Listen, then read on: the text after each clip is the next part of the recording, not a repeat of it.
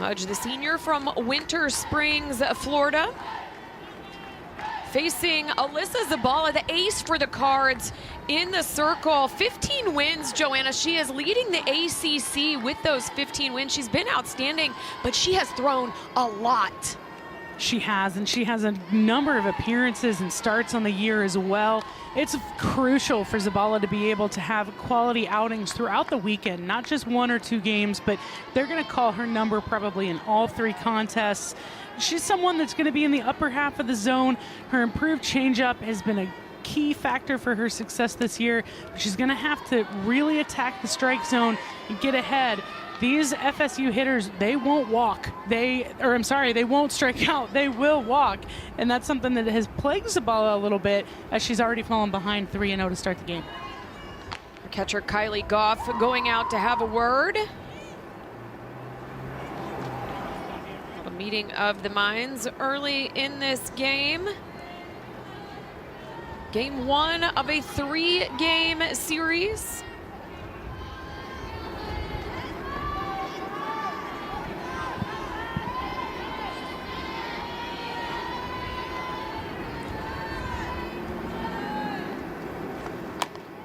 That is in on the hands and fouled up off the back netting. 3-1 now, the count to Mudge.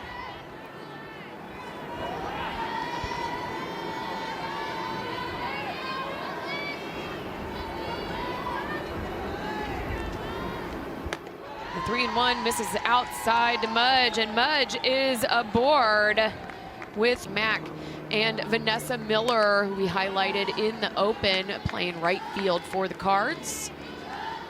First pitch from Zabala into Jason Beecham is in for a strike. Standout freshman, staying in her hometown of Tallahassee. Swings on this, fouls it off.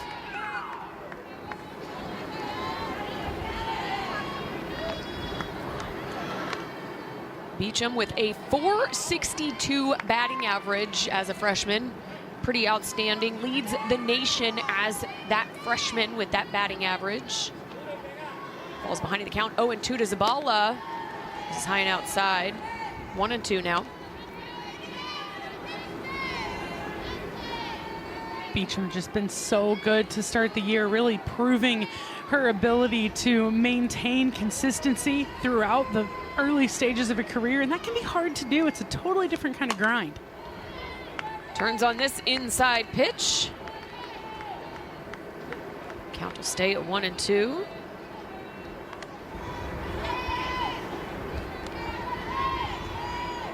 Yeah, definitely building her resume each and every month. Named Softball America's Freshman of the Year, both February and March. Turns on this, skies it high. Under it is third baseman Bailey Richardson in foul territory. She'll make the grab for out number 1 here in tonight's ball game. And those are the kind of outs that Zabala is after. Louisville's defense has been a little bit shaky in recent starts. They've got people playing relatively regular positions, if you will, but from a standpoint of where they excel, this isn't their home base, so to speak. Allie Alexander doesn't play a lot of second base, and Bailey Richardson at third. So there's some new spots, so easy outs are key. Well, not an easy out is Kaylee Harding, nickname Ocho. Senior from Murfreesboro, Tennessee. Stands second on the team with 9 home runs. Pitch into Harding, just misses. 2-0 the count.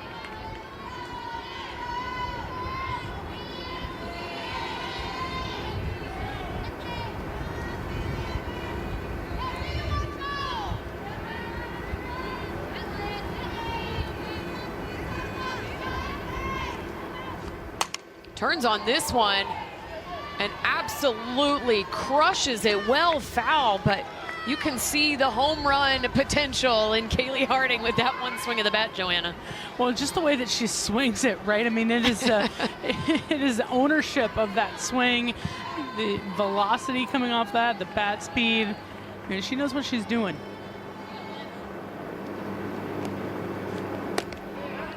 That's in for a strike. 2-2 the count now to Kaylee Harding. Harding 4th in the Florida State record book. She's got 40 career home runs and 187 RBIs. She's actually 2nd in the record books with 54 doubles. So just so much pop in her bat, getting a lot of extra bases. The 2-2 is fouled up and out of play. We talked about Mudge, but Harding is another one. She's just been a mainstay in this Florida State lineup. Talk about what they have talent-wise coming back from that World Series run a year ago, and even over the last several years of dominance. There's some familiar faces that are really maintaining the culture and holding up the standards of what this program's been doing. Another 2-2 is drilled into center field. A diving Mac. It's back to the warning track, and Mudge will cross home plate, making it a 1-0 game. And how about a double for Kaylee Harding? That ball just comes off of Harding's bat a little bit differently, right? You can see this exit velocity, and she gets through this zone, just so much whip in her bat, drives the gap, and Mac really doesn't have a chance at this, just perfectly placed. And for Mudge, she runs well, she saw it the whole way. There was no doubt she was going to cross the plate.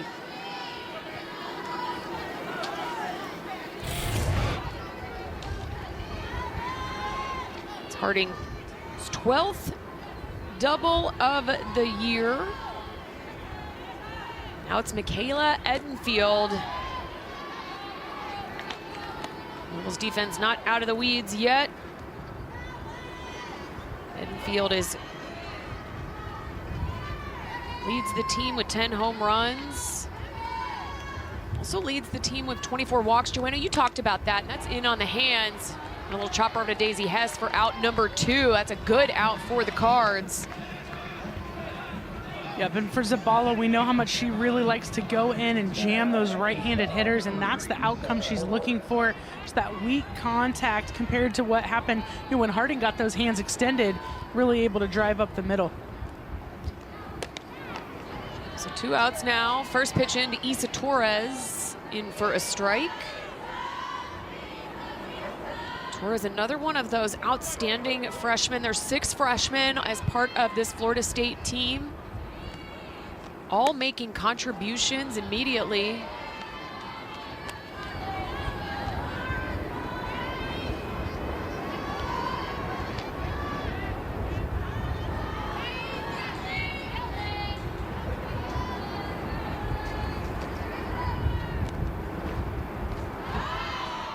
Off speed into Torres, misses. 2-1 the count.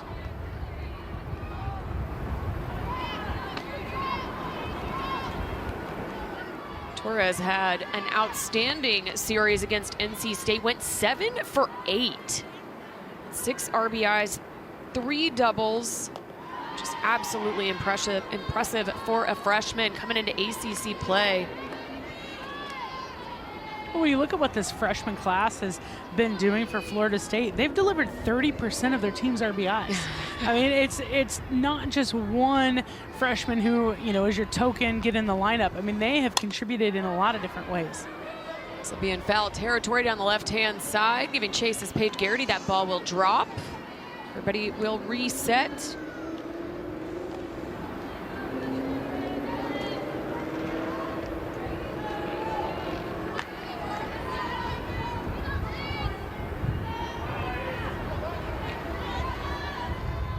Payoff pitch, swung on and fouled off.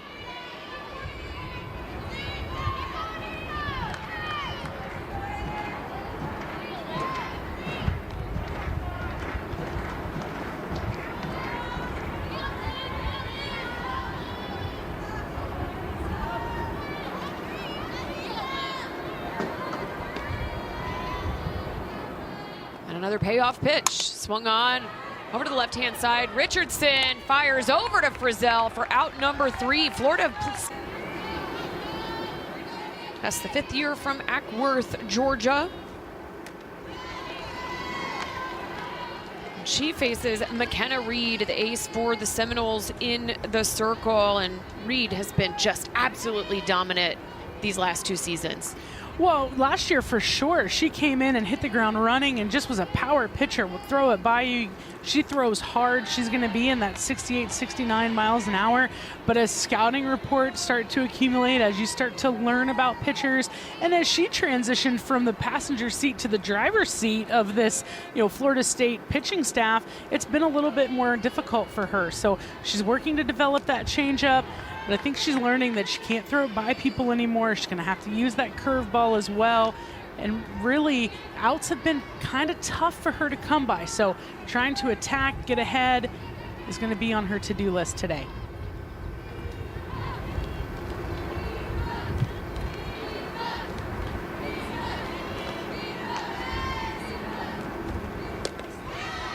That's in for a strike. Evens up the count to Daisy Hess, 2-2.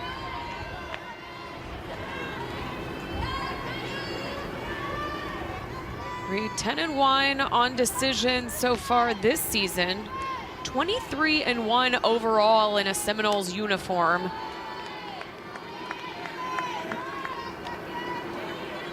Was one of 3 pitchers last season to not lose in a decision, along with Alex Storako and Nicole May from Oklahoma. I mean, anytime you're in the mix with those 2 names, that's pretty impressive. Right. As a freshman, no less.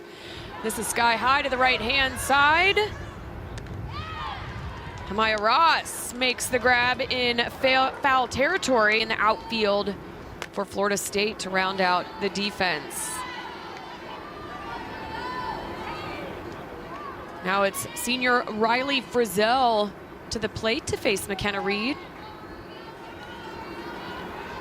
Frizzell, another Louisville Cardinal who had a great week last week, able to do a lot of things in that Pitt series. Her last 10 games, she's had 4 doubles and 4 home runs, really supplying the power for this Cardinals offense.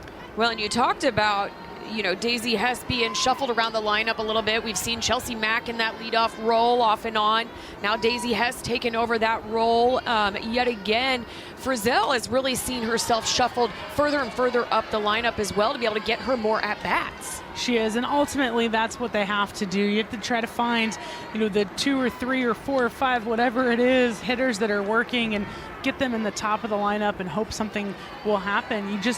Once they're on base, you need someone to hit them in, and that's been the struggle a little bit with this Louisville offense, but trying to find that perfect example. We know that Coach April really likes to run miniature lineups. Like, she likes to have a leadoff, a contact, a power, a leadoff, a contact, a power, and have like these little, pockets throughout the order, and she just hasn't been able to really find the one that's worked so far in this season. The 2-2 is swung on and fouled off.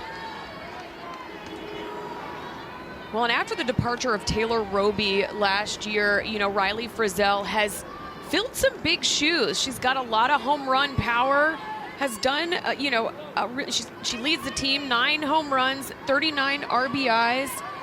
Obviously no one can be Taylor Roby. However, she's done a really good job coming in and filling those big cleats. Absolutely, and you're right. I mean, Taylor Roby led the country in home runs last year. You're not going to just pick up another, home run queen, but what you want is to have a little bit more output from a lot of different players. We've seen Vanessa Miller's power go up. Yep. We've seen Frizzell and Richardson, and that's not who they're built to be, though. They don't want to, have to rely on hitting home runs, even though Gabby Holloway is going to give you a great shot and some others. They want to have excellent base running and be able to capitalize on these walks like Frizzell just earned to move runners and give themselves opportunity to score in bunches. As you mentioned, Frizzell getting the free pass from Reed. And now the player that you talked about, Joanna, that you were so impressed with after her outing last weekend, Vanessa Miller, the senior from Indianapolis, Indiana, swings on this first pitch, fouls it off. Well, I think we've seen some really interesting snapshots of Miller's ability to be dynamic. She can hit gap to gap. She runs extremely well. She can use the small game. And she started the season on a tear. And, as the year goes on, you're going to have stretches where you're not going to get a lot of hits. You're going to have some where you get a ton. That's just how it works. for everyone in this game. But seeing her kind of rising up again a little bit the last several opportunities at the plate, I think bodes well for this Louisville offense.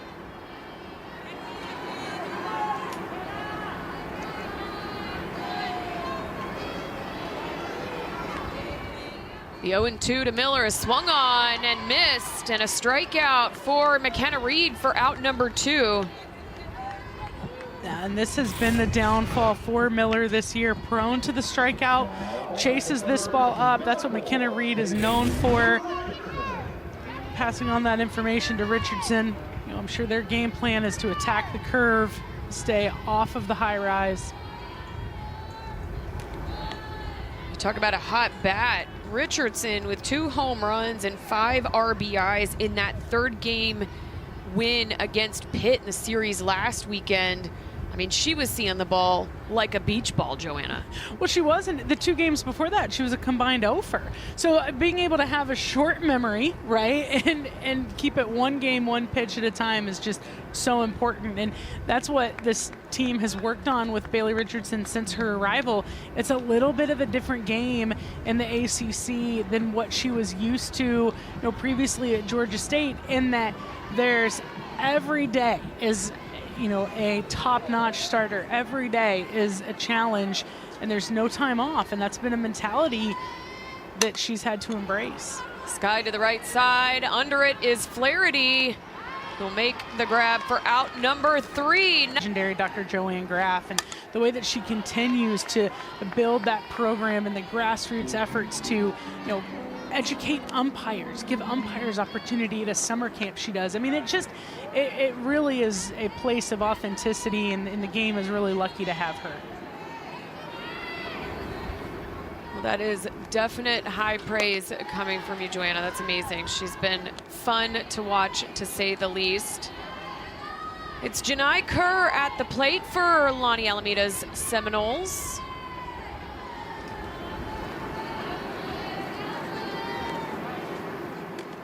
Off speed is in for a strike. 1-2 now the count to Kerr. Red shirt junior from Mableton, Georgia. And that changeup spotted for a strike is huge. That's something that Zaballa's going to need to be able to do throughout this game. This is lined into the left center gap all the way to the fence. Kerr rounds first. And a stand-up double to get things started for Florida State here in the top of the 2nd.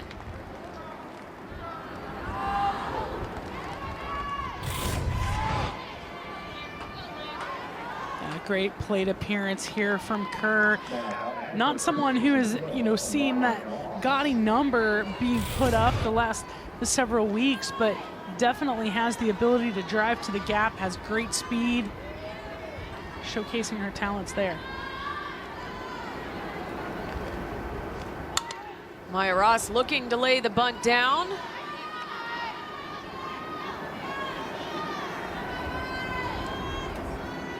Ross, the junior from Jacksonville, Florida. This is a player that has really come alive this season. She started all 35 games thus far. Coming into this season, Joanna, only 18 starts in her freshman and sophomore campaigns. So really put in the hard work, stayed the course, and getting it done this year. Well, what's awesome to see is that in the world of the transfer portal, that she chose to work while she waited. And it just allowed her an opportunity to be at a first-class university, first-class softball program, and now she's reaping the benefits of that. And all too often we see student athletes who don't get that starts that they wanted or the appearances that they wanted, and they're gone. And so her ability to stay in, be a part of this program and culture is awesome to see her succeeding. Swing and a miss, and a punch out for Alyssa Zabala, her first of the game. And out number 1 here in the top of the 2nd frame. Yeah, that's a great pitch from Zabala. We talked about how she can challenge these hitters. Bottom falls out of this one and just unable to recognize that. When you get ahead in the count, you can do so much and so many things. And for Zabala, it makes a world of difference. Now it's the center fielder, Kennedy Harp. Harp, freshman from Lawrenceville, Georgia. Yet another one of those standout freshmen, getting her 8th start of the season this evening.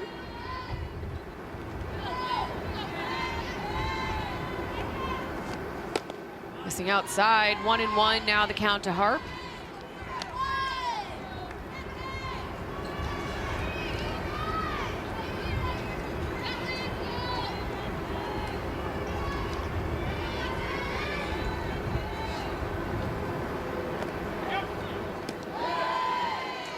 Off speed just misses.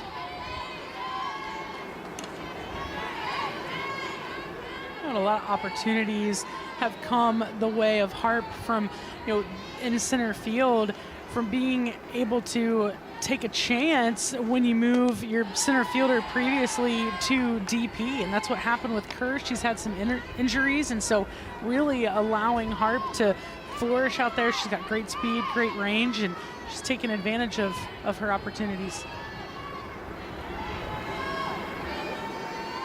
The 3-1 to Kennedy Harp. In and on the hands and fouled off. Loads the count.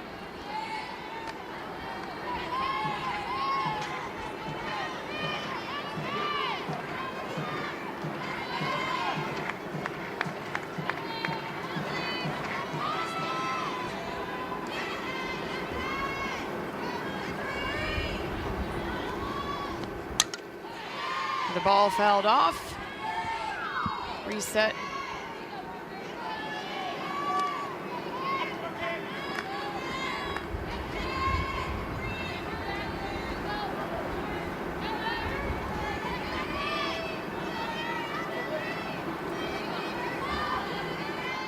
And another payoff pitch here from Zabala.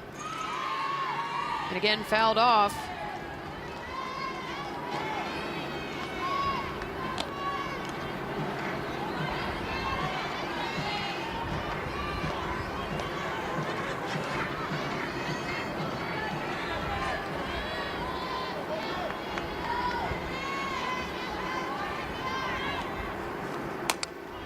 In on the hands, Daisy Hess is there to make that grab for out number 2.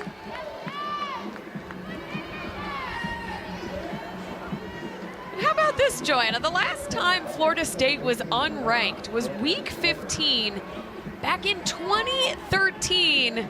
How about a little Bruno Mars, When I Was Your Man, #1 song, and Frozen? They're not going to let it go. Oh! They're going to hang on to the ranking, right? I've been sitting on that one for a while. Oh, I love it. Yeah. We watch a lot of Frozen at my house. Because it's amazing. Yeah, but no, I think this just shows the process, right? I mean, Florida State's done this post-COVID by building with transfers. They did it before COVID by being able to develop talent. They've done it with some changes in their assistant coaches. It's just culture. It's culture and people.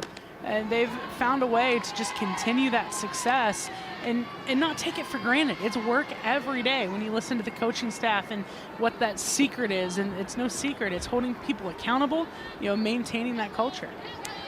Well, and one player who has really helped develop the culture and who has been a mainstay since she stepped foot in Tallahassee is this player, Devin Flaherty. Senior from Sarasota, Florida. It's kind of funny, only 9 Seminoles from the state of Florida. They've got a pretty diverse geographic roster, honestly.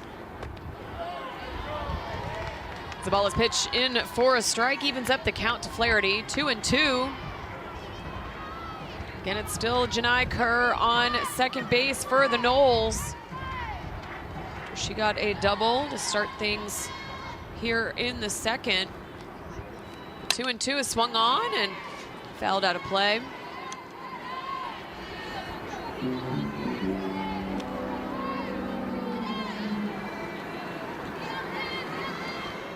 Flaherty, part of the 2023 NFCA Southeast Region 3rd team. She was named All ACC 2nd team last season.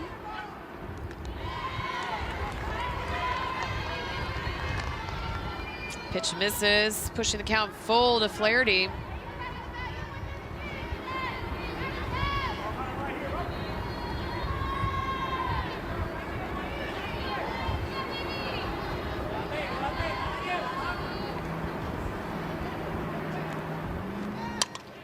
again, fouled off. Home plate umpire David Irwin hands Kylie Goff another ball. Rest of the umpire crew. At first is Emerus Addison, and third, Donald Maddox.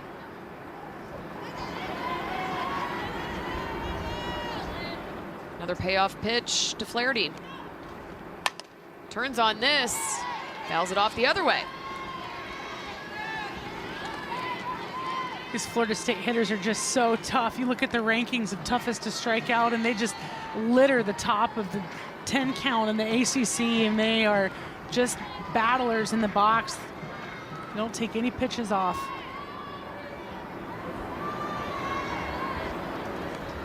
Another pitch to Flaherty, and she is aboard with the free pass. And as you mentioned, Joanna, Florida State just so patient at the plate.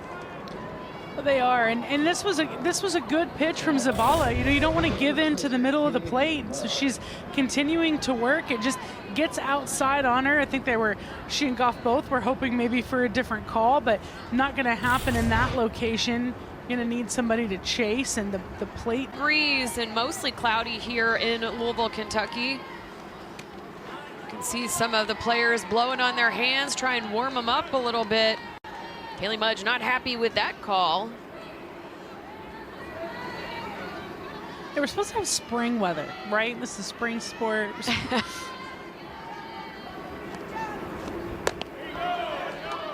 Misses on the outside part of the plate. 1-1 now the count.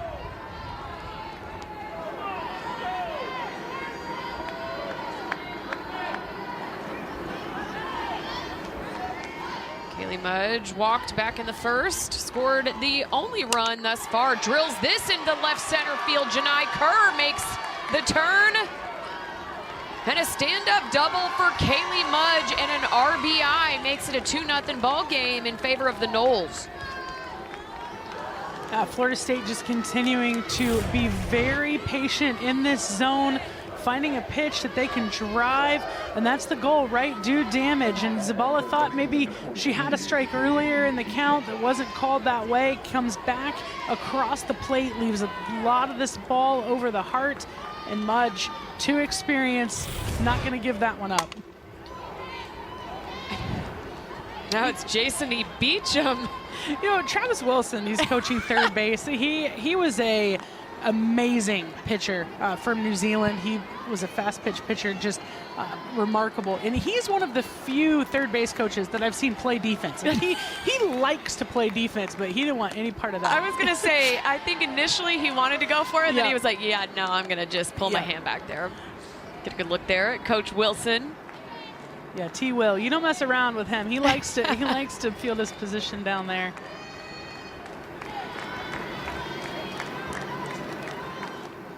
Turns again on this one.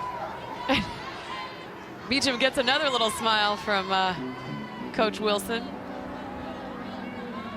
And for Zabala, this is great, right? You're working back, you're ahead. You know, you've got 2 strikes here, just 1 ball. But the next question is, what can you do? What can you throw at Beecham that she can't handle? And there you have it. Well, there it was.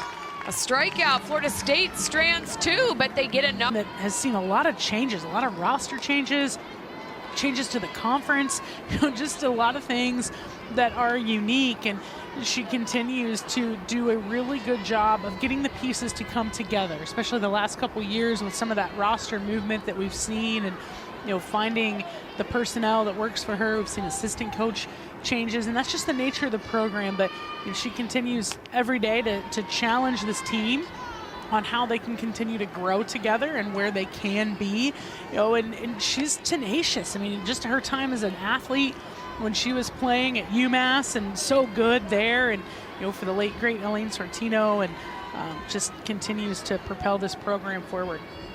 Fantastic pitcher in her day at UMass, as you mentioned. And how about this absolute moonshot into left field? Hangs up there, maybe a little too high. That was off the bat of Gabby Holloway, the DP for the Cards. Squeezing that ball is Kaylee Mudge, but I mean, I thought that was going to be a no-doubter with how high that ball was. Yeah, and hit that jet stream, I think, a little bit and took a halt. But that's what we've come to expect from Gabby Wright. She's 6 hits in the last 10 games. 4 of them have been for home runs. Yeah. So you're gonna get all, or maybe not so much, from Gabby, but she's been a boom to this offense at times this season. To the plate now to face McKenna Reed is the junior from Taylorsville, Kentucky, Allie Alexander. Alexander overall at a 306 clip, but she has been outstanding in conference play. Joanna leads this squad with a 474 average. Yeah, Allie has really hit her stride, and she's been asked to do a lot of things this year. She's someone that likes to take a lot of pitches. You see her fall behind quickly here at 0-2.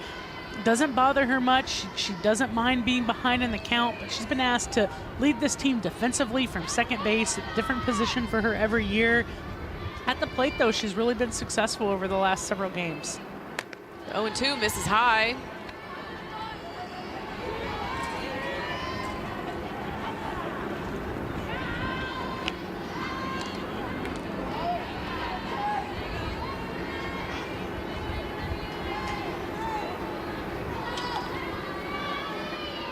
The 1-2 to Alexander is swung on and fouled off.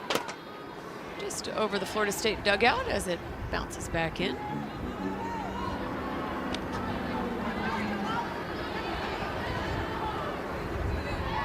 I think the big thing we saw from Allie's freshman year to sophomore year is her patience, her ability to work walks more consistently. She chased a lot of pitches as a freshman. And then what we've seen a little bit in the emergence the last couple of months, as she takes strike 3 on that one, is her ability to try to make things happen a little bit more for this offense, and something that hasn't been maybe as natural for her. So McKenna Reed gets the best of her there. So out number 2 is the strikeout for Alexander. It's now the catcher Kylie Goff, senior from West Lafayette, Indiana. And Reed's pitch misses high to Goff.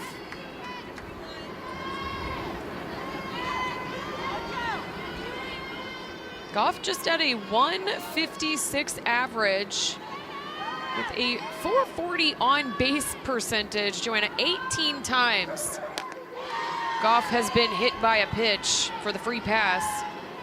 Yeah, it's the weirdest stat line you're ever going to see. I mean, it really is, and she owns it. I think if you talk to her, she's going to say, I really like to have some more hits on the year. Like, I'm not trying to do this on purpose, but you take what comes to you. You can see where she is in the batter's box. Sky high, trying to make that grab as Amaya Ross, but that ball, big smile there from Ross. That ball falls in the dugout.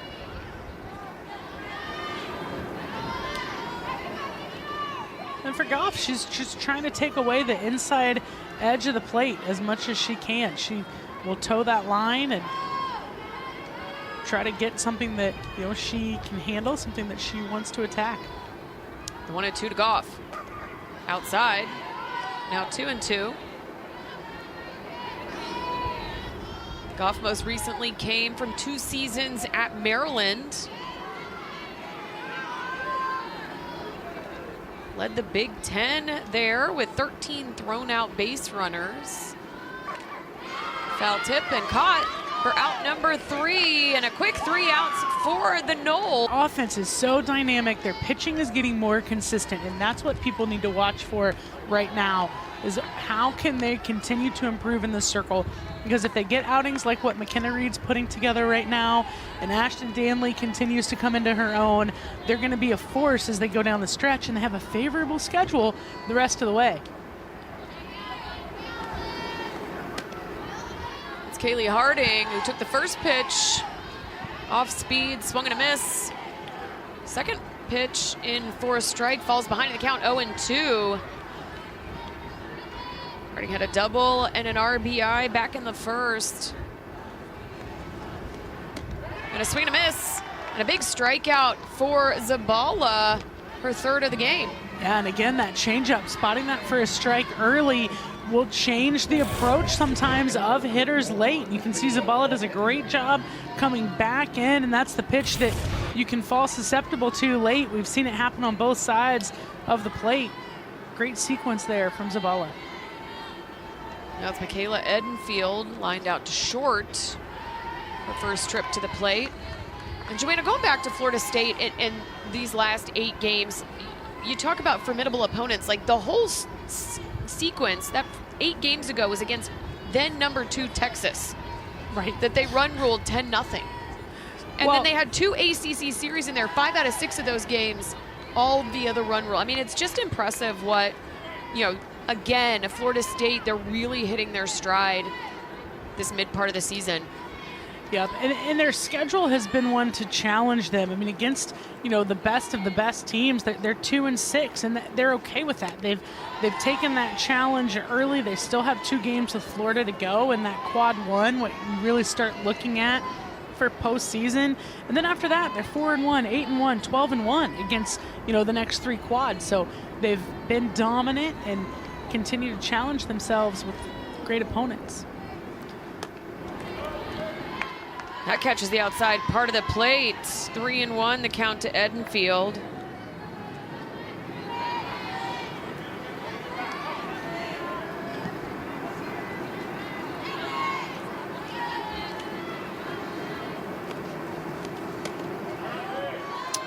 That'll be a free pass for Edenfield, her 25th of the season. She leads the Florida State team with those 25 walks.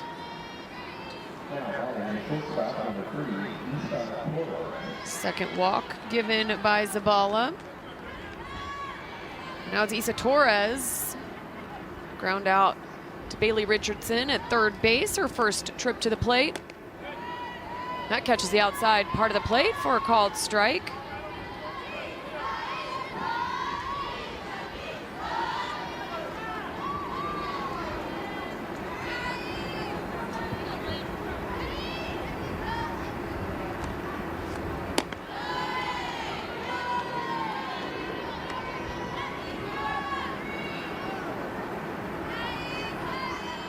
About what an impact Torres has made joining this Seminoles squad.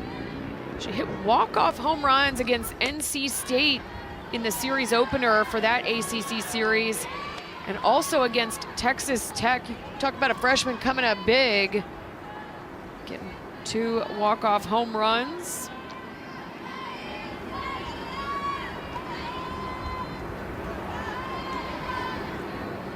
The 2-1 to Isa Torres. Lined foul. Talked briefly about this. The series against NC State, 7 for 8 with 6 RBIs. I mean, she was just absolutely outstanding. She's riding a 5-game and hit streak and RBI streak. Yeah, and really started drawing comparisons to Jessie Warren, which good company. Bailey Richardson will make that catch in foul territory to retire Torres for out number 2.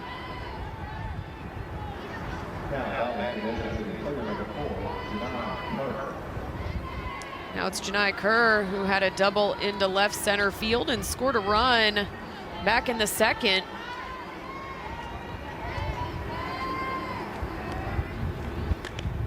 Swing and a miss there.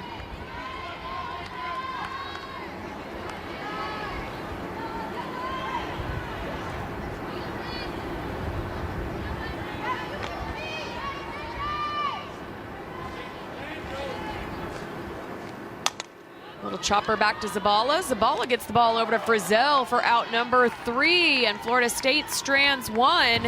I think that's what this Louisville team is looking for, giving themselves an opportunity. Garrity chops that ball. However, Isa Torres playing such an outstanding defensive position, able to make that short game grab for out number 1.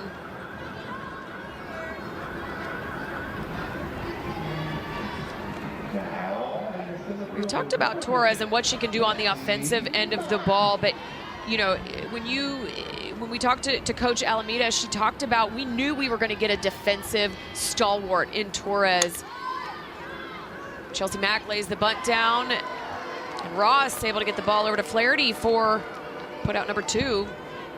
Yeah, those are 2 quick outs from Louisville, but for Garrity and Mack, who have really struggled as of late, I think those are outcomes that they're looking for. Put the ball in play early, give yourself a chance. You know, they obviously need to make some changes to the location and pace of that. So really, it's not a bad outcome. And if you're McKenna Reed, you're like, heck yeah, 2 pitches, 2 outs.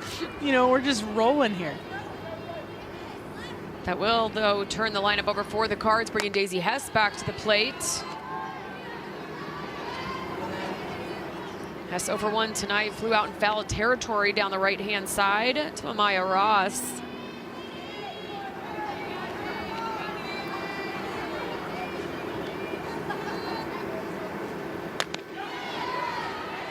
That's in for a strike.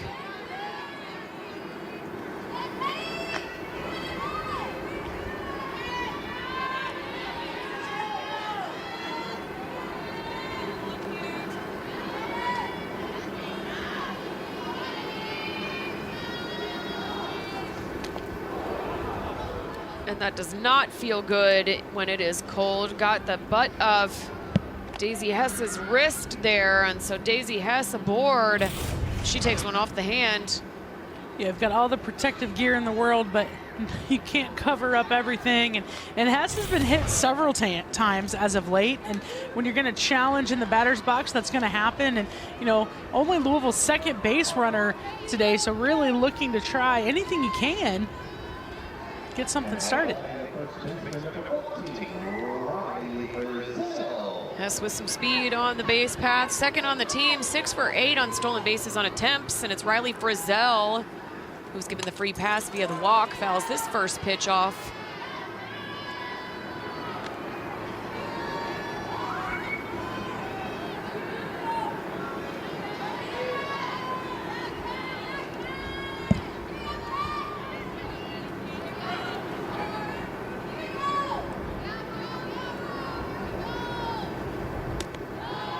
Off speed misses.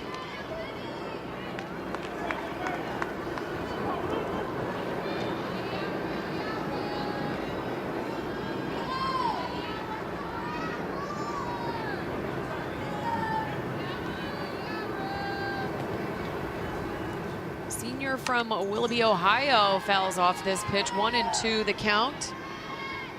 Transferred from Missouri. Mizzou get to the NCAA postseason, her 3 seasons there. She has reached safely via the hit or a walk in the last 26 of the last 28 games. That will be a punch out for Reed to end the third. We're going to head to the top of the... Putting him in this position. But Zabala has really done a good job of limiting damage. You know, I think both instances where runs scored, it could have been a lot worse. A leadoff double scores in the second and a leadoff walk scores in the first. So if she can get ahead and retire the first batter of the inning, she has a much better chance. Well, Zabala looks to retire Amaya Ross here. 1-1 the count to Ross. Retired her back in the second via the strikeout.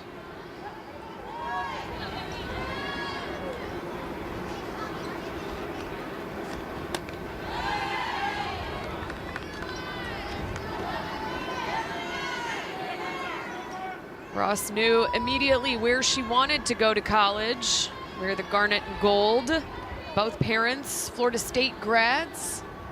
Want to continue the tradition. Turns on this. Evens up the count 2-2.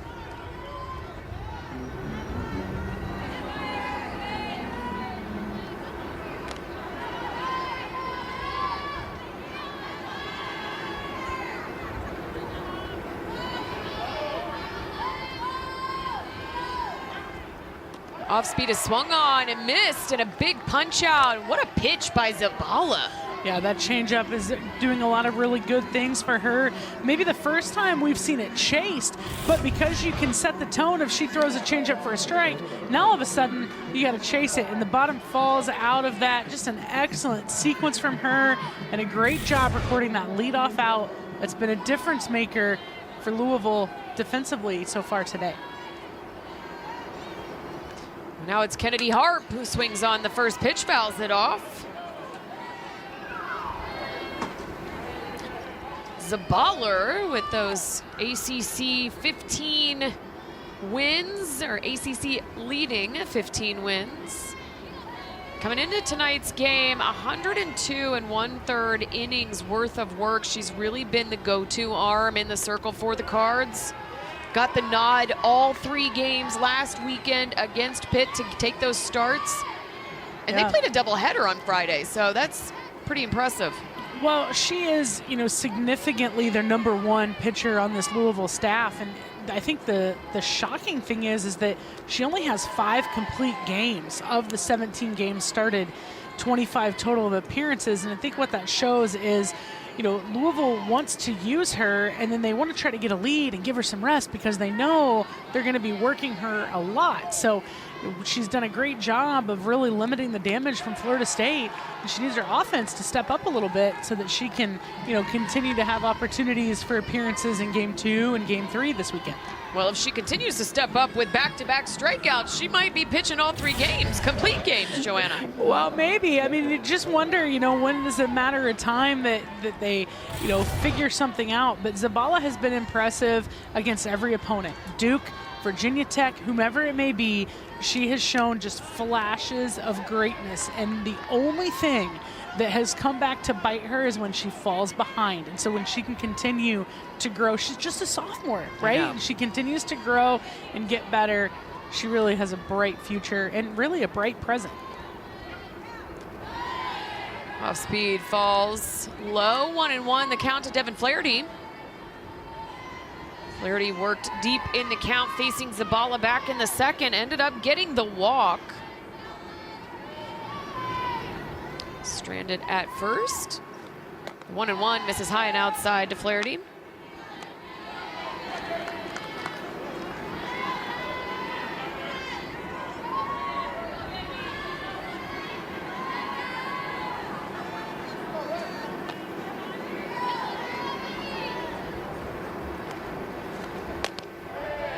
Catches the inside part of the plate, evening up the count 2-2.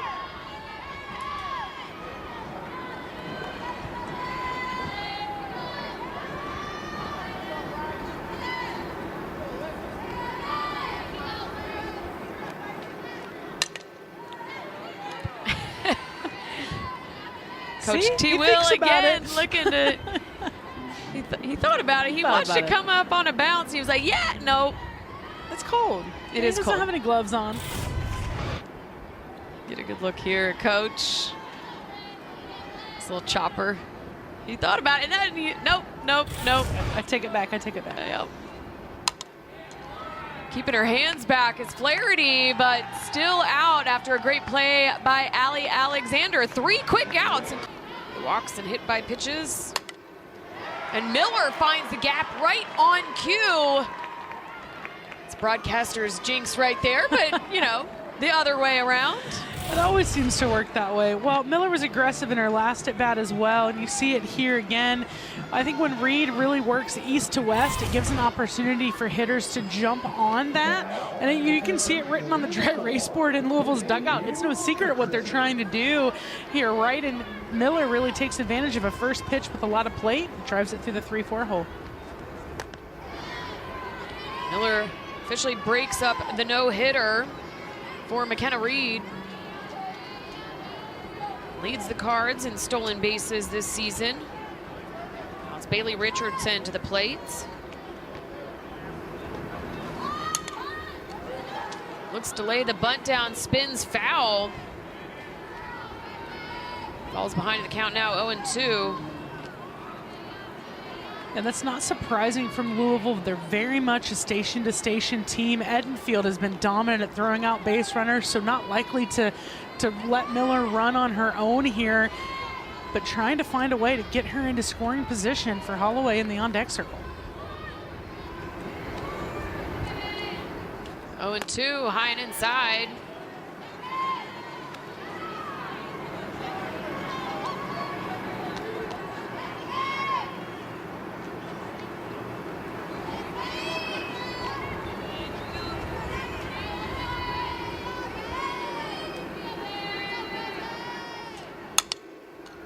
line her up the middle of the field. Flaherty steps on the bag, unable to make the double play there. Speed of Richardson gets to first in time.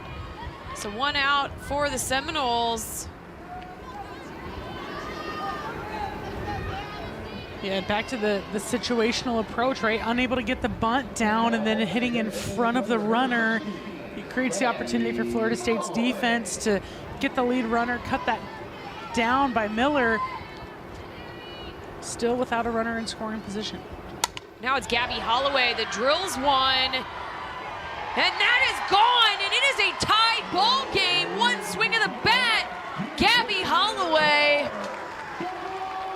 Yeah, make that 5 home runs in her last 7 hits. I mean, she just has been on a tear. The average hasn't been great recently, but when you have that kind of output for the extra bases, you'll take it, and that's exactly what Louisville needed, a real shot in the arm.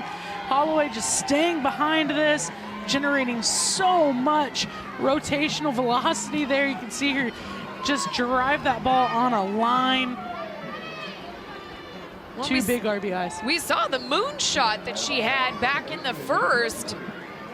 Kaylee Mudge got that in left field, and we saw that, you know, obviously we know she has the potential to go yard every time she gets to the plate, but that one she got every piece of. Allie Alexander looking to lay that bunt down. Instead took that off the hand. Yeah, and for Holloway, we have seen her hit a variety of home runs, and we've seen her hit balls that go into orbit. We've seen her hit those line drives, but I think the biggest storyline is we've seen her hit, and that's not something that she's been able to do for her career with injuries and different things, different pieces of the offense. So for Holloway, it's a real boom to this offense.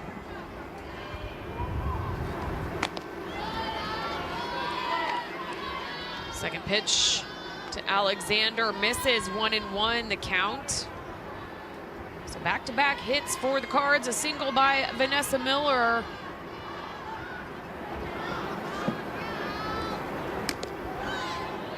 Bailey Richardson reaching on a fielder's choice. The home run by Gabby Holloway puts 2 across the plate for the Cards, evens up this game. Get a good look there at Gabby Holloway, and Rodney New, who does such a great job taking care of these facilities. The big punch out here for McKenna Reed, who now has a whole handful of strikeouts on the evening. And take a look at this pitch coming from Reed, just runs across the plate. Alexander not happy with that, her second strikeout of the day. Now to be Kylie Goff, who's also a strikeout victim back in the second.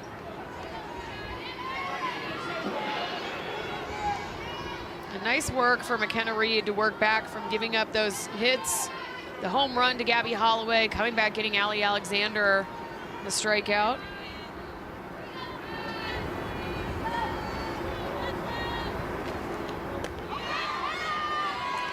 Pitches in to Goff for a strike. 0-2 the count as she falls behind. That's a really good off-speed pitch, and that's something that Reed's still working on, still developing that off-speed. Is known for the velocity, hasn't really needed it. Skies this one. Beecham makes the grab in foul territory for out number 3. It's for Allie Alexander.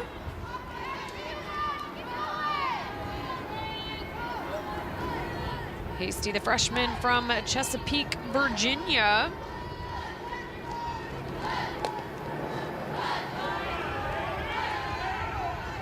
It's Kaylee Mudge looking to get things started for the Noles.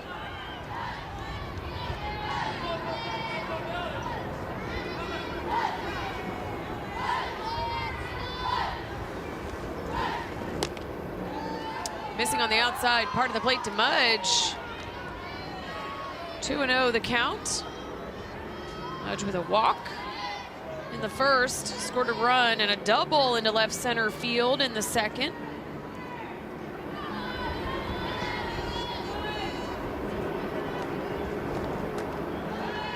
Catching the inside part of the plate, 2-1 now the count to the senior from Winter Springs, Florida.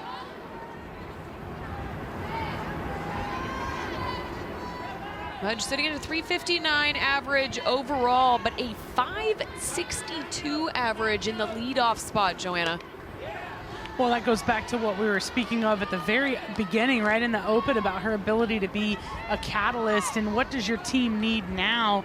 You know, and after Zabala recording some quick outs, comes in very patient, making Zabala throw a lot of pitches, getting ahead in this count.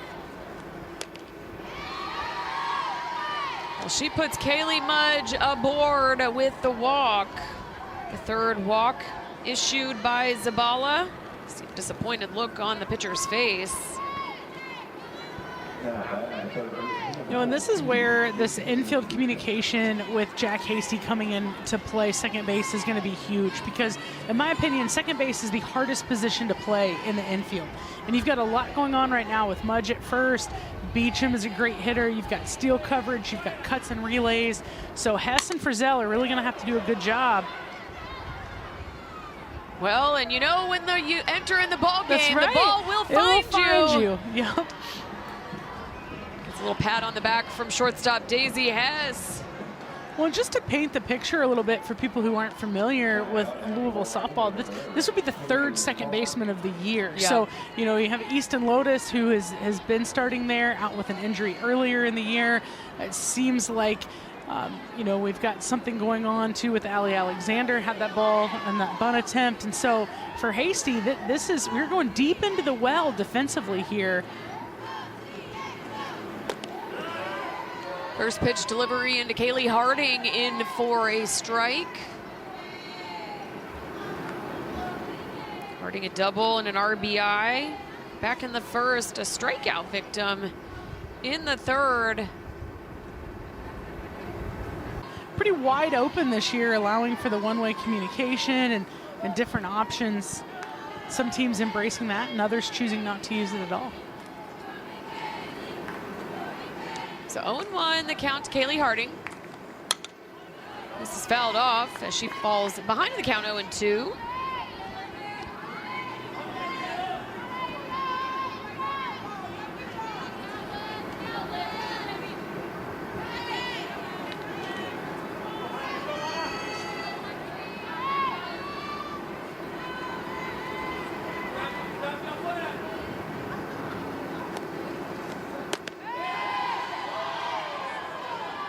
Looked like it might have caught a piece of the plate, but David Irwin did not think so. So 1-2 the count.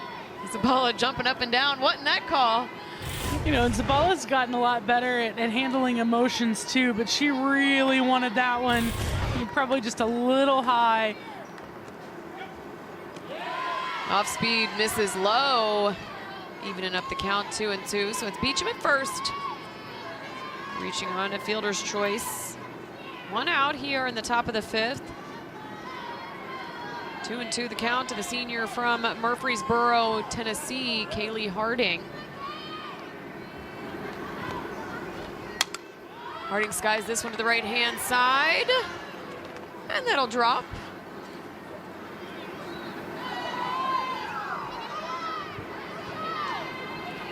So everyone will reset.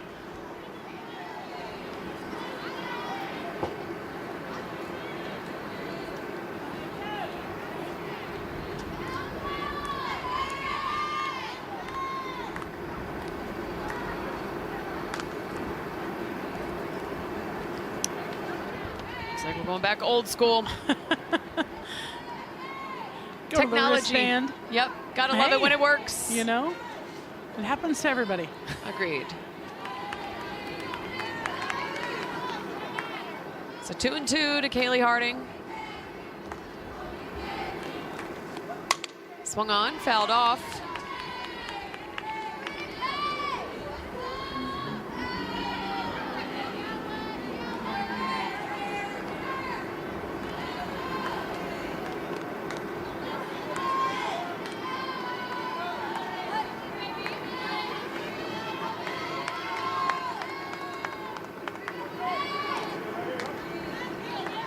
This ball now in triple digits at her pitch count. And another pitch is fouled off. Good battle here.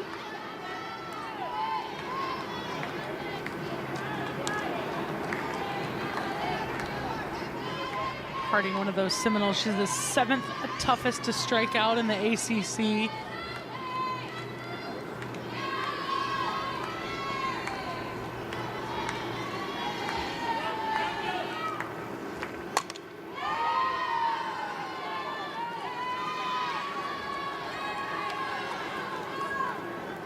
Continues to foul him off. Only 5 strikeouts on the season and 114 at-bats.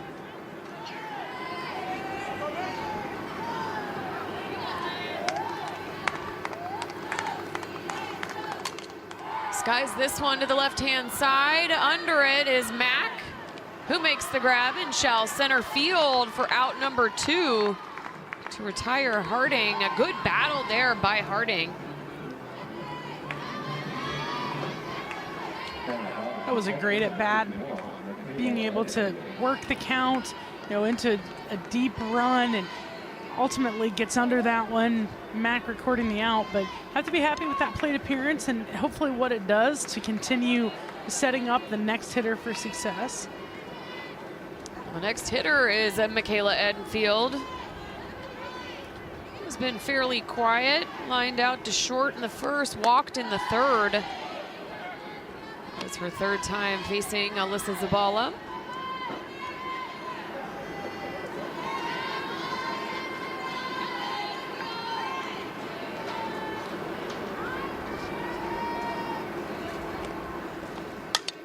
Swings on this. This will be well foul.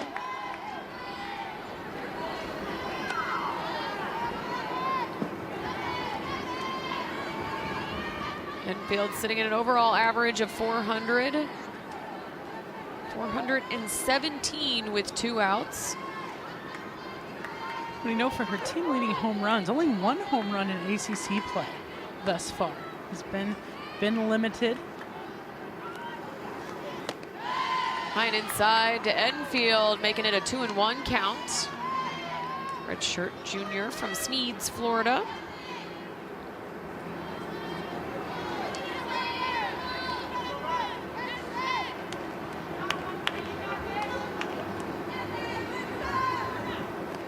Two and one.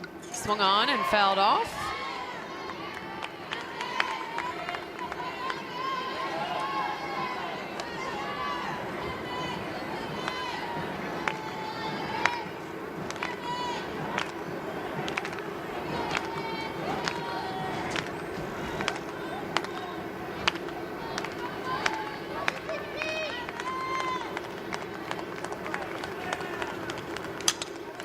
Sends this to the right-hand side. Under it is Vanessa Miller in foul territory, and she makes an outstanding grab for the Cards to retire. Dog chase this giant green ball all season long. I mean, they are there every game. Definitely be there tomorrow. Pups in the park tomorrow. Hopefully we have a little more sunshine for the dogs and the people that accompany said dogs. It's Paige Garrity to the plate. A little chopper to the left-hand side to Isa Torres, back in the third.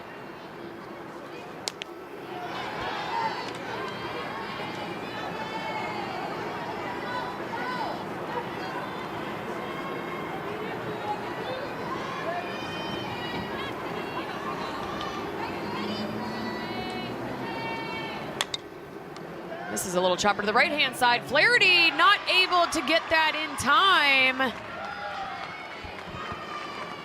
Speedy Garrity able to beat out that throw. And a good little chopper there. You got the double bounce, Joanna. That's right. She's got to be so excited for this one. She has been trying, you can just tell in her approach, to bring a ball with her and get some height on it in that second bounce. That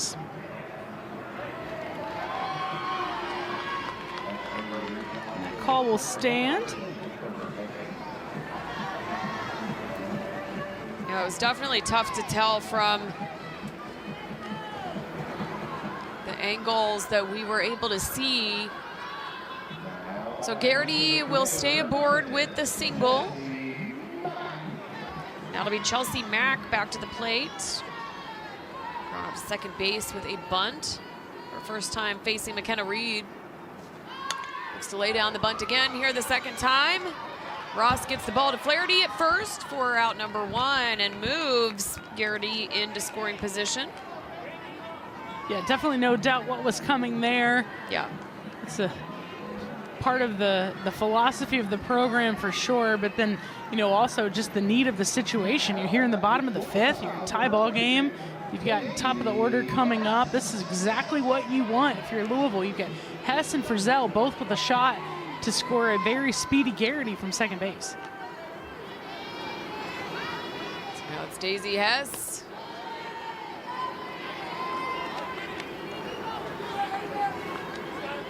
Hess 0 for 1. Fouled out in foul territory. Back in the first, was hit by a pitch and stranded at first.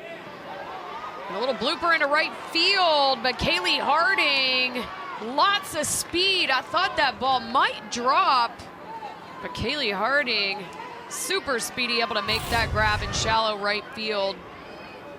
Yeah, Harding playing straight up. You know, she really wasn't shaded short. Just great speed and athleticism. Running at Florida State was one of the first to say, hey, we're going to pitch by committee. You know, she did that early. A lot of teams have followed suit. So Reed's got the same kind of storyline that Zabala does on the complete game front.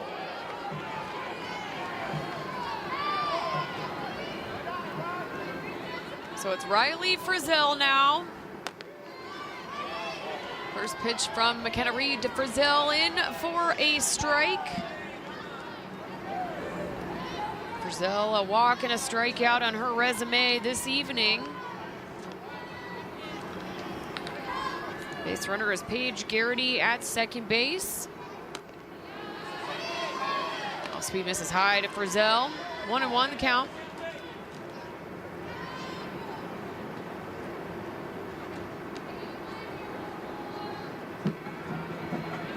Another little conference here.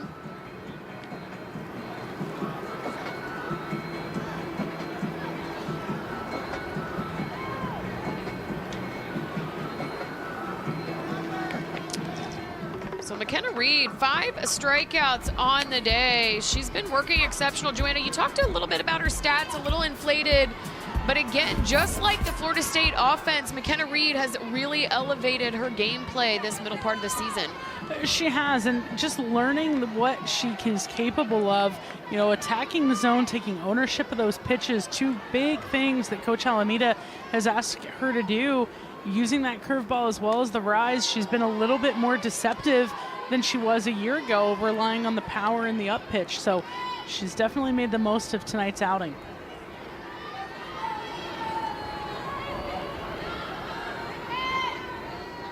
Two and one to Frizzell. Swung on, skied into right field. That's off the fence. Louisville will score 1. Frizzell looking to get a triple, slides into third. And a 3-bagger and an RBI for Riley Frizzell as the Cards take the lead. That is a huge shot off the bat of Riley Frizzell with 2 outs, also allowing Garrity to release on contact. No doubt that Garrity was going to score, and then Frizzell kicking it into second gear, making her way around the bases. Over the head here of Kaylee Harding. Looked initially like that ball was going to go out of the park.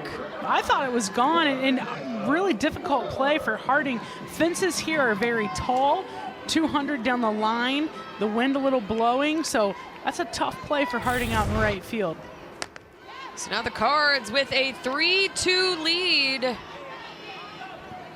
Again, this is game 1 of a 3-game series. I'm Suzanne Bush, joined alongside Joanna Lane, and Joanna and I will be back for game 2 tomorrow at 1 p.m. on the ACC Network Extra. It's Vanessa Miller back to face McKenna Reed. Struck out in the first, and came back, found the 3-4 gap in the fourth.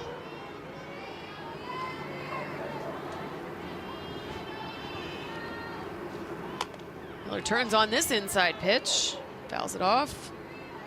1-2 the count to Miller. And you know, every run is important, but we've just talked about the amount of runs that Florida State can score. And Zabala's done a terrific job of keeping them at bay, but knowing you have a security run, another one 60 feet away, this is a huge opportunity for Miller to convert this RBI opportunity. Swings on this, fouls it off.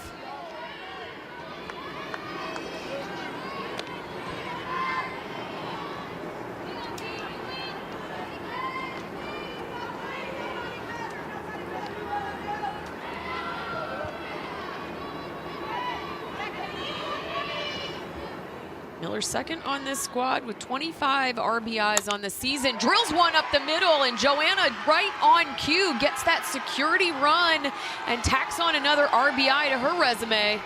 Yeah, extremely important. We talked about the situational hitting earlier, you know, and there were a bunch of zeros on the board. And you look at it now, you have Rizal come through with a runner on second, Miller come through with a runner on third, and there's nothing special to what Miller does. She stays stacked in the box, lets herself see that pitch as long as she can, drives it right back up the middle, not trying to do too much, take what you're given. And another great opportunity for Louisville here in the bottom of the fifth. So Louisville now with a 2-run lead. Thought Kylie Goff was going to take that. I'm sorry, Bailey Richardson was going to take that off the helmet. 1-0 the count to Richardson.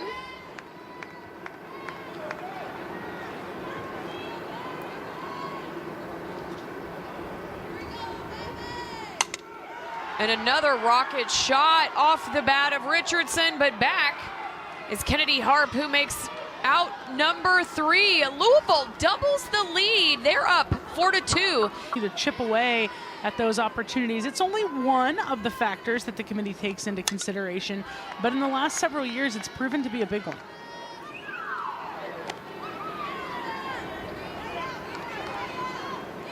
Well, it's Isa Torres at the plate to face Alyssa Zabala for a third time. The ball twice over to the Bailey Richardson at third, ground out in the first. Continues to look down that left field line. Flew out in foul territory to Bailey Richardson in the third.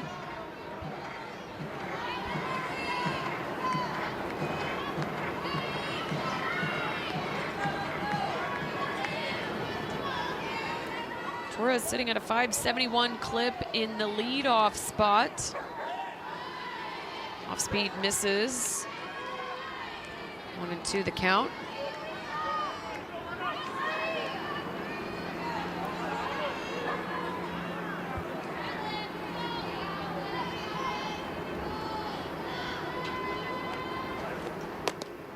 This is outside.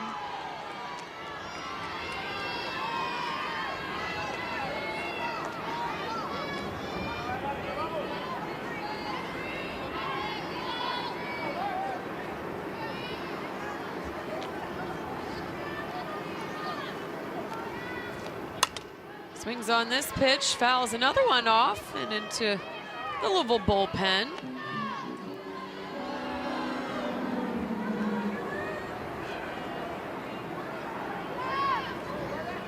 Torres hailing from Georgetown, Texas. Joanna, you mentioned the footprint where Lonnie Alameda is pulling her players from, kind of all over the place.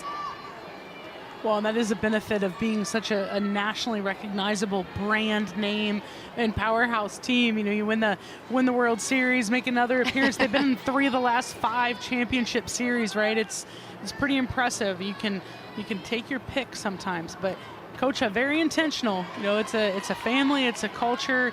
She gets the right fit, gets kids to come to camp early. Her staff takes a lot of pride in getting it right for the family. Yeah, the 5 core values, something that the Seminoles take extremely seriously. Family, smart, aggressive, competitive, and committed.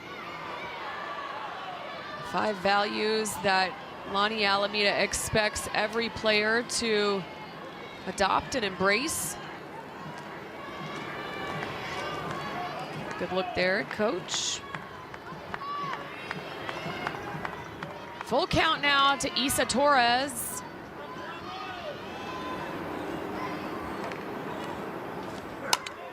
skies this. Paige Garrity under it. She will glove that ball for out number 1. A good battle between Zabala and Torres.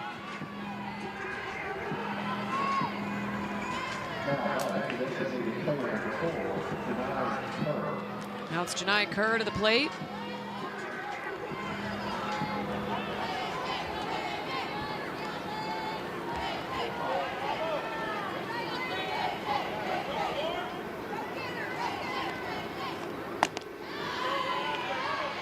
Kerr 1 for 2 on the night. Had a double and scored a run back in the second. Ground out to pitcher in the third.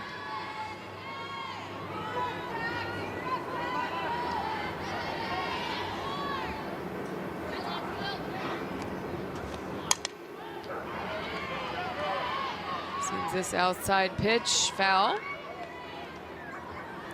1-1 the count to Kerr. Kerr named to the second team NFCA Southeast region last season, was an all-ACC first teamer.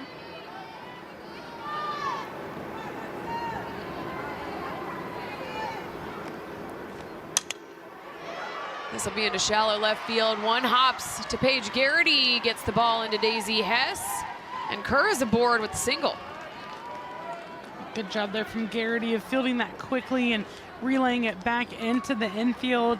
And when you think about the most likely way that Florida State is continuing to add to their offense, it's when they can hit the gaps and they just run so well. They take extra bases kind of with reckless on this Florida State roster. At times they've been very heavy in the transfer portal, but right now Dak from Texas A&M, one of the few on the roster. Yeah, her time at A&M, a two-time SEC Freshman of the Week there at A&M.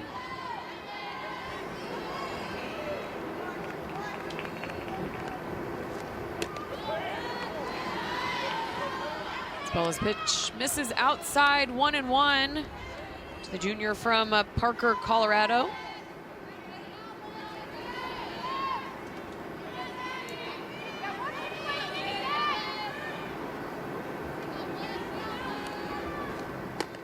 Inside pitch. Dak able to not swing at that. 2-1 the count.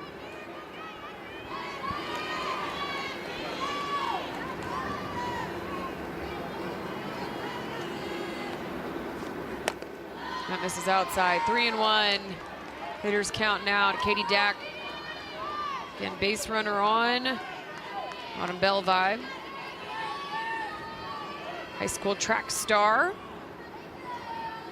Mainly used as a pinch runner for the Noles. She scored 12 runs. 3-1.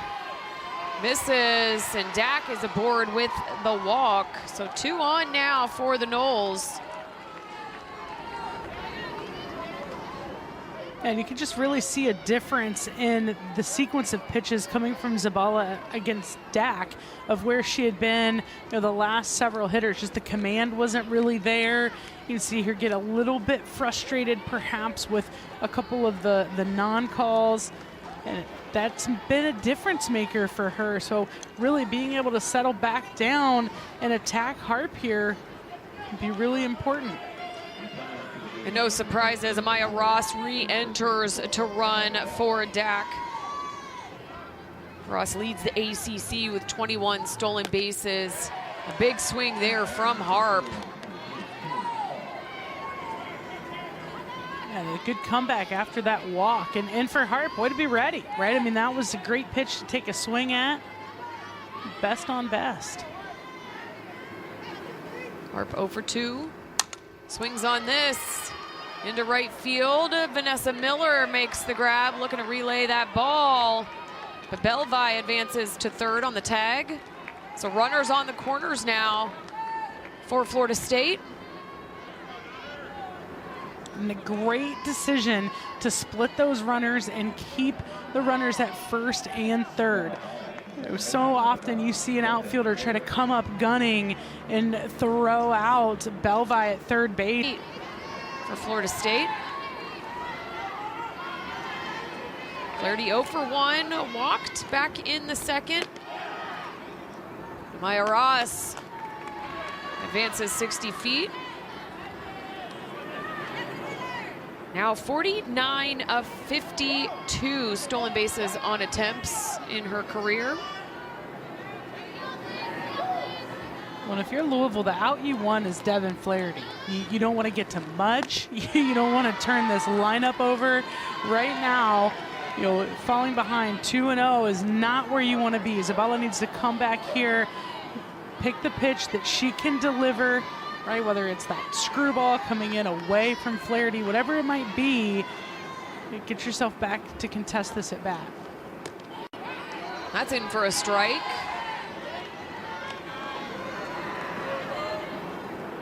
2-1 the count now to Devin Flaherty, senior from Sarasota, Florida.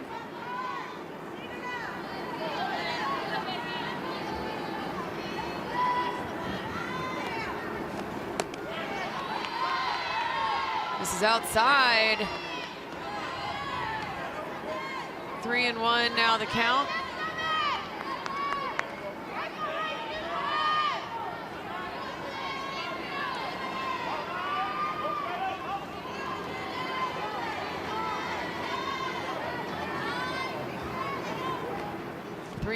Swung on to the right-hand side, off the glove of Frizzell. One will score. Jack Hasty with the double pump, and we have a new tie ball game as 2 score from that defensive miscue. Yeah, and that's Frizzell making a move to field that ball, and that's the difference, you know, perhaps with the inexperienced second baseman being able to call that ball off. You want to let this go through.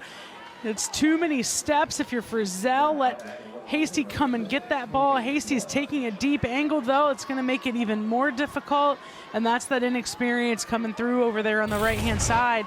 And Florida State, what do we say? They're going to run. They're going to take advantage, and that's exactly what they did. First and third, move up 60 feet. A ground ball to the right side scores 2 runs with 2 outs in the 6th. Flaherty doesn't beat out the tag. Daisy Hess knew it from the get-go. Applies the tag for out number. And going in. Well, Gabby Holloway had a great plan. Her last at-bat facing McKenna Reed. Had a home run. 2 RBIs.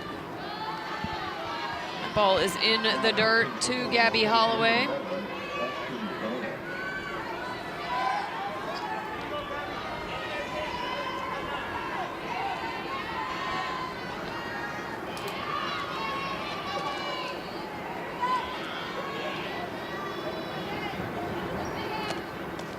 Off speed is in for a strike to Holloway. 1-1 the count.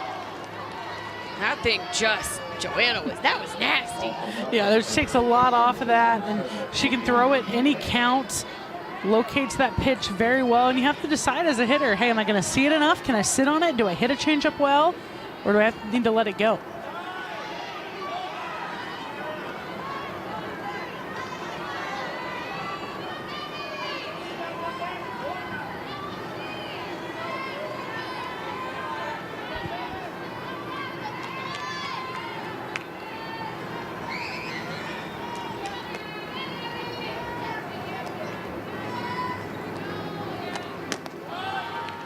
Delivery from the lefty misses. Now 3-1 to Gabby Holloway, the senior from Huntersville, North Carolina.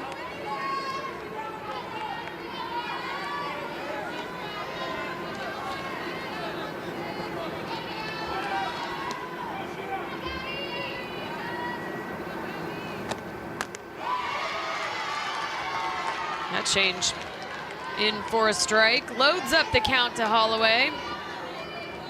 Yeah, right now, if you're Louisville, you're expecting an at-bat. You have to think, all right, the only pitch Danley's thrown for a strike so far is a changeup.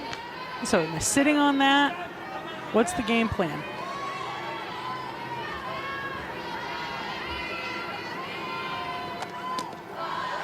Holloway aboard with the walk.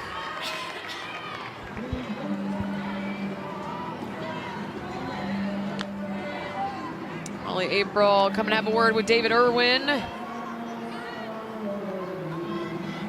A pinch runner. And Pickle Winkler will take over running duties on the base path. Sophomore from Crofton, Kentucky.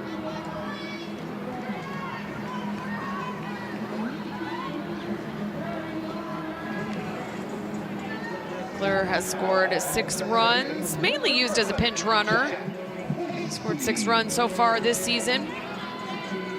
4 for 5 on stolen bases, but Joanna, as you mentioned, formidable arm of Michaela Edenfield behind the dish for the Noles. And now it's Jack Hasty to the plate, looking to lay that bunt down. Unable to get the full barrel on the bat. Just Hasty's 7th at-bat of the season. Only 1 hit thus far. Yeah, knowing you're in a program that prioritizes putting a bunt down, you kind of expect to see her at least have 2 opportunities here to bunt.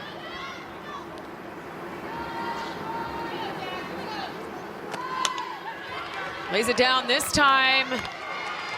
Beecham able to collect that throw over to Flaherty at first, and Hasty doing her job. Advances Pickle Winkler 60 feet. Yeah, and that's the perfect opportunity. I mean, Hasty was forced to take that at bat. We're not able to pinch hit for her since she already entered the game as a sub. You know, you don't have the infield depth, so she needs to take the at bat, and she did a great job capitalizing on the opportunity, moving her teammate up 60 feet. And we're going to have another pinch hitter here for Louisville, I believe.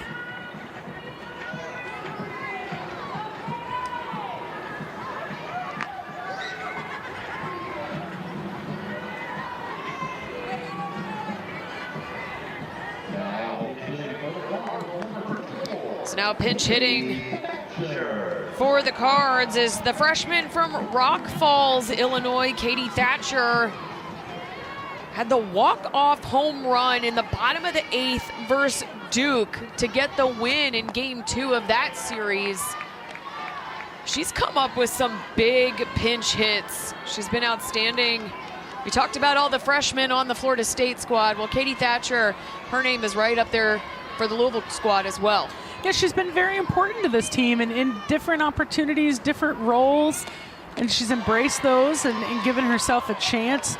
And right now, with seeing a lot of change-ups, a lot of pitches down, really looking for something that she can drive, something that she can handle. Identifying the speed out of the hand, though, is going to be key. Swing and a miss there from Thatcher, 1-2 the count. Big cut there from Thatcher. 1 out here in the bottom of the 6th. Pickle Winkler, the base runner for the Cards. Ashton Danley now in the circle for the Seminoles.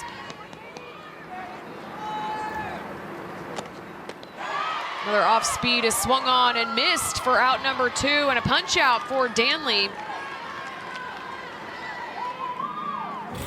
Yeah, Danley does a good job of changing speeds and just forces Thatcher to recognize the changeup, and she's not able to do it.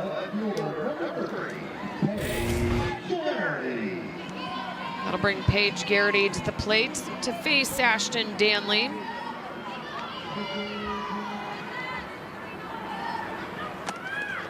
That's in the dirt.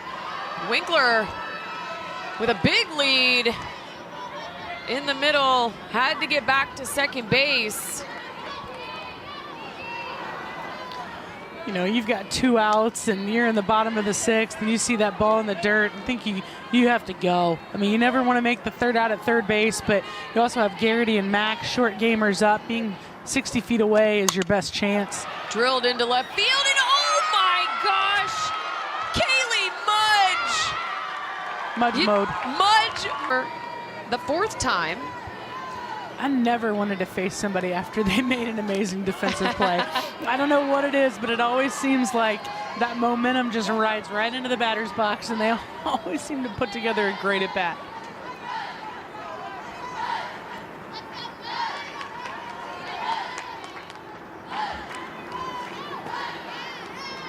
Mudge 1 for 1, a pair of walks and a double. Scored a run back in the first. Big deep breath there.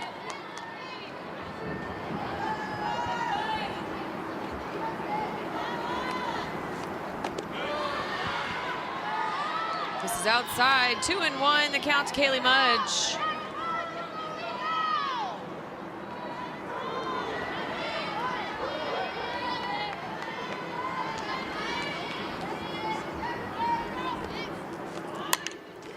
Gonna lay the bunt down. Frizzell moving up and throws it over the head of Jack Hasty, and Mudge looking over shoulder. Gets an extra 60 feet with that missed throw there, just the right side, not expecting Mudge to lay that bunt down. Well, you know, Mudge moved her feet in the first pitch she took of the at-bat, does it again, puts the bunt down, and she's just looking to try to get something started. Frizzell doesn't have a throwing lane there, lofts that ball over Hasty's head, and again, here's Florida State putting on pressure, moving up another 60 feet.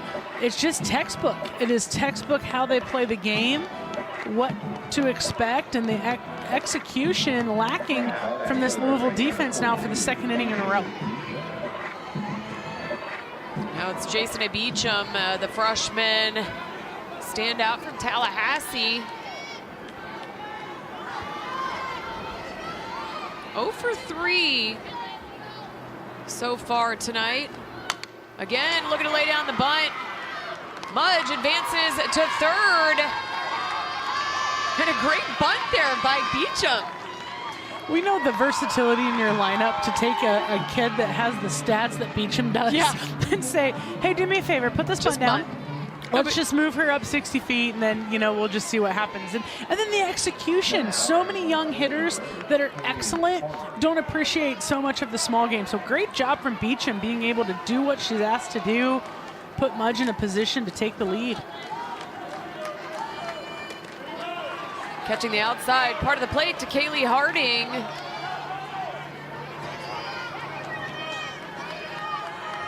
Harding 1 for 3.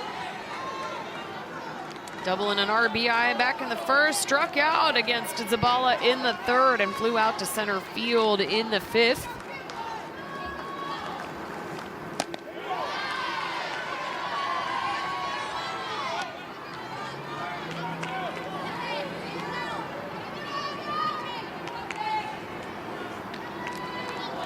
Credit Zabala here. This goes against her natural motion, but really trying hard to keep the ball low in the zone. Harding turns on that ball, sends it foul.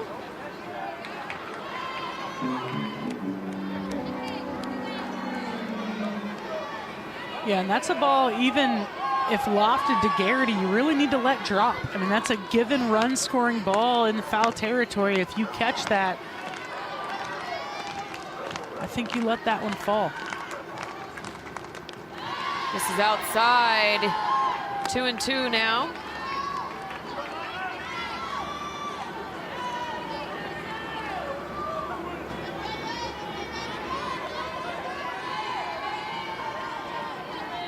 Again, Harding leads this squad with 45 RBIs, including one she hit earlier tonight.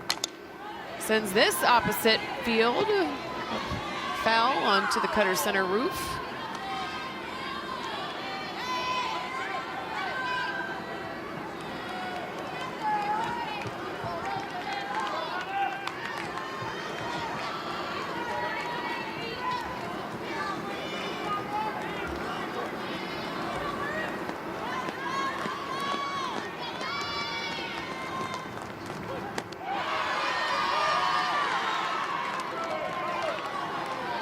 Missing high, pushes the count full to Harding.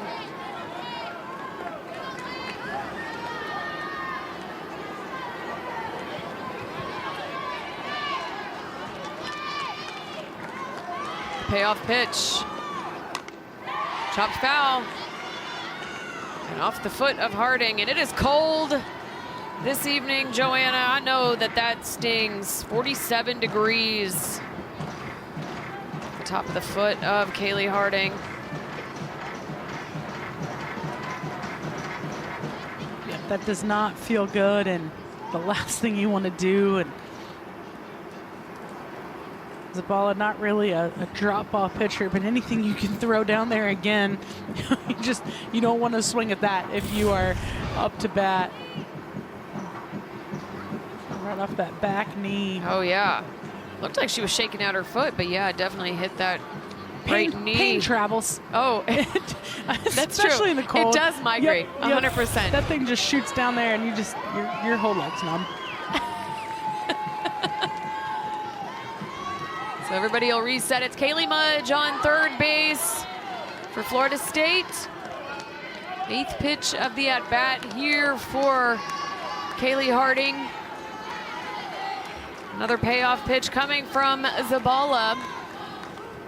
Swung on over to Bailey Richardson. Richardson gets Goff the ball, and a double play by the Cards. We thought they had the opportunity to cross the plate, but Mudge thrown out at home plate on a fielder's choice. And then a big double play by the Cards defense brings the Seminoles back out to defense. So all knotted up at 4 here. It's 9-1-2 due up for the Cards. Ashton Danley in the circle now in relief of McKenna Reed. I'll tell you, you get your leadoff runner to third base with less than 2 outs, and you're going to expect to score that run. Absolutely. Especially if you're Mudge in this Florida State offense. So, again, big credit to Louisville sticking with it. They had a down angle ball on for Mudge. Great defensive play for Louisville.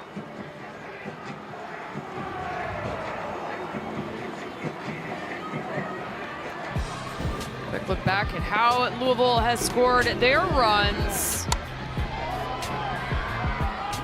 How about Gabby Holloway with a 2-run home run back in the 4th. And Frizzell with a big triple off the fence. And then Vanessa Miller up the middle, able to score Frizzell.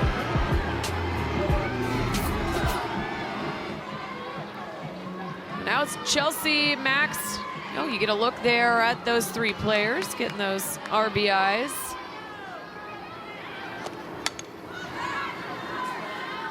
Slapper chops this.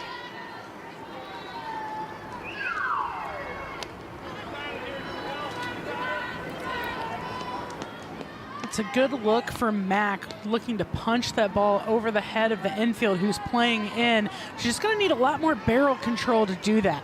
They definitely need to be strong to this ball. Even when you're trying to place it with precision, you can't let the ball control the barrel head. Mac falls behind in the count, 0-2.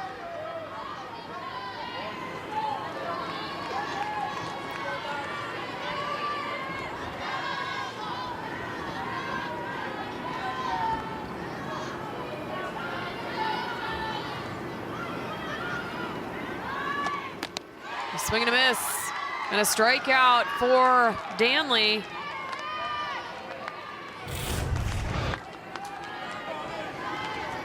And Mac just running away from that ball. Danley does a good job of spotting. Excellent location. Mac not able to do anything with it. That'll bring Daisy Hess back to the plate. First time facing Ashton Danley.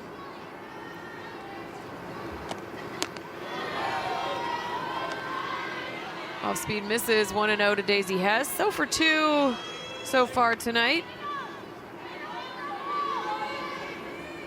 A pair of flyouts and reached by getting plunked back in the 3rd. Swings on this, fouls it off.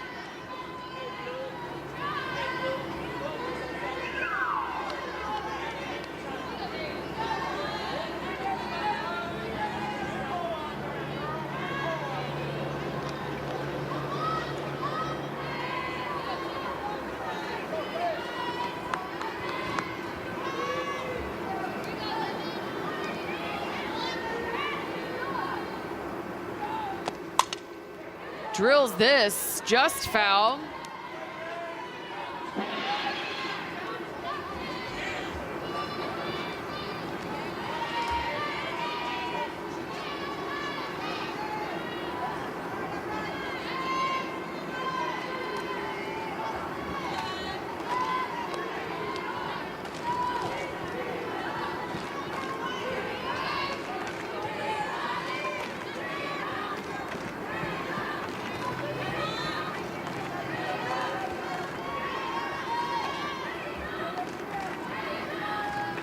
Big deep breath from Danley in another 1-2 pitch.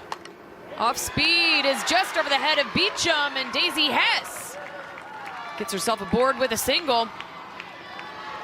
Just throw in the barrel, right? Just throw in the barrel. You fall into this situation, you're off balance. She wasn't sure if that was going to be caught, stopped running. Very uncharacteristic of her, but just clears the head of Beecham, giving Hess an opportunity here at first base with Frizzell up to the plate.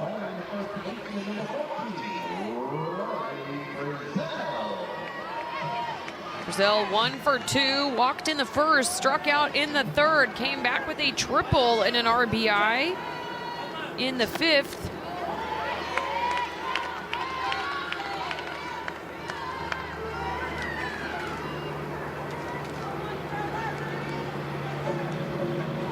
Definitely in the no doubles defense. They've got outfielders at the track.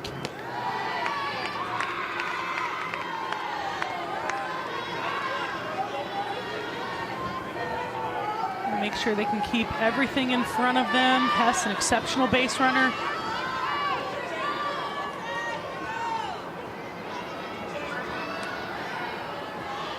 Two-0 to Riley Frizzell. Swung on, missed, 2-1.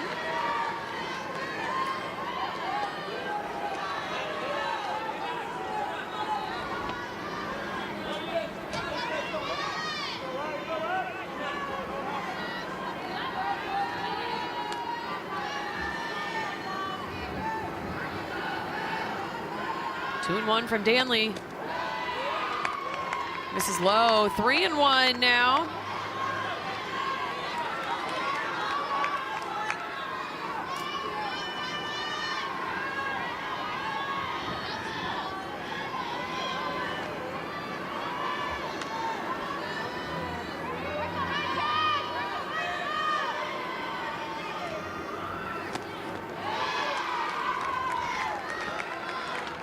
The ball misses low and off the glove of Edenfield for the free pass. Second one given by Danley. So now base runners on first and second for the Cards. Actually, Mia Forsyth now will take over for Frizzell. So you got Hess and Forsyth on the base pass.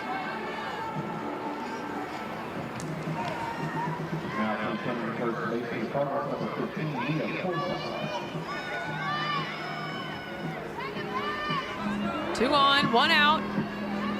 Tie ball game here in the bottom of the seventh. And it's Vanessa Miller as a pair of singles. Both of those against McKenna Reed. This was her first time facing Ashton Danley. Danley's delivery in for a strike to Miller.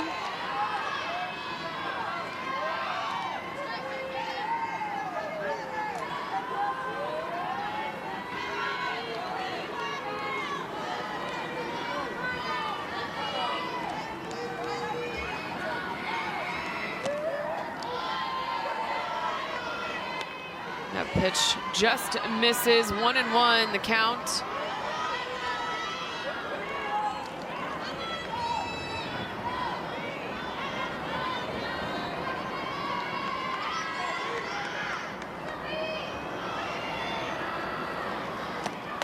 Swing and a miss there from Miller. A good pitch by Danley.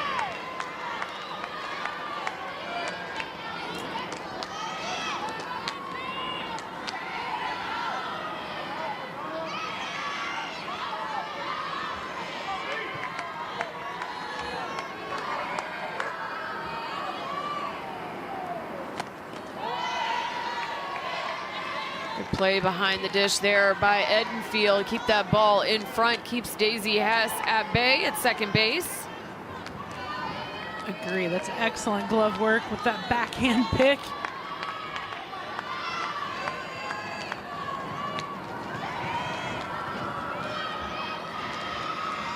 The 2-2. Sent to the right-hand side. Advances both base runners into scoring position now. Now, once Miller fell behind in that count, it gets a little bit more difficult to take big swings, especially with someone who changes speeds as well, as we're seeing right now coming from Florida State. So being able to hit behind the runner, move up the 60 feet in the event of a pass ball or a wild pitch or a base hit from Richardson, you can score too. So great situational hitting there from Miller, especially behind in the count. So now it's Bailey Richardson. The block there by Edenfield. And a quick defensive change for Florida State. Now playing first base is Angeli Bueno. Freshman, Oviedo, Florida.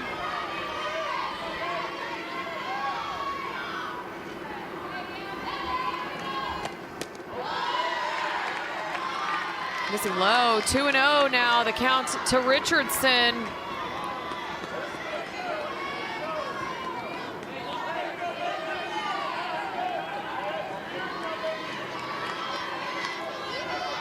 Riley Frizzell has her rally cap on. 2 outs here in the bottom of the 7th.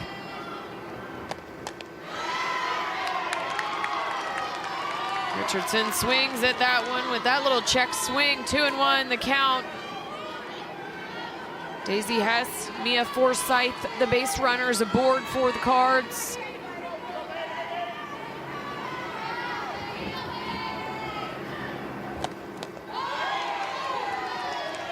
Again in the dirt. Stanley gives her catcher a little love. 3-1 the count. Now they're gonna need Edenfield to get whatever she wants on tomorrow's coffee walk. Yeah. Because she's earning it back there. Cake pop.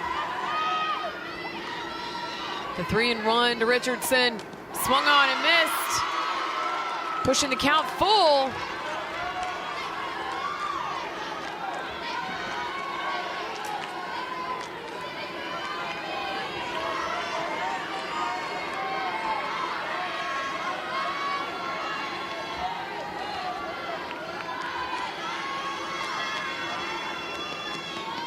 Payoff pitch, swung on, drilled up the middle, and Louisville will walk it off. They take down number 18, Florida State, in game 1. Bailey Richardson coming up big, Joanna. Yeah, that was just a huge at bat.